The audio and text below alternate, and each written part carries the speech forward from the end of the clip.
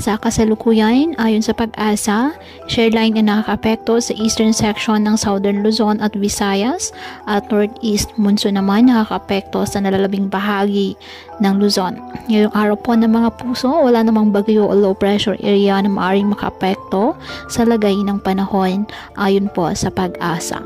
Samantala, dahil po rin po sa amihan, nakataas ang gale warning sa the northern and eastern coast of Catanduanes, the eastern coast of Albay, the eastern coast of Sorsogon, northern Samar at eastern Samar. Ngayong araw, dahil sa shoreline at easterlies, asahan na maulap na kalangitan na may kalat-kalat na pag-ulan at thunderstorms sa eastern Visayas, Bicol Region, Aklan, Capiz, Marinduque, Romblon, Oriental Mindoro at Quezon. Ang Cagayan Valley, Cordillera, Administrative Region at Aurora, asahan na maulap na kalangitan na may mahihinang pag-ulan dahil sa amihan. Ang Metro Manila at nalalabing bahagi ng Luzon, apektado pa rin po ng northeast monsoon. Ang nalalabing bahagi ng bansa, bahagi ang maulap hanggang sa maulap na halangitan with isolated rain showers or thunderstorms dahil po sa easterlies at localized thunderstorms.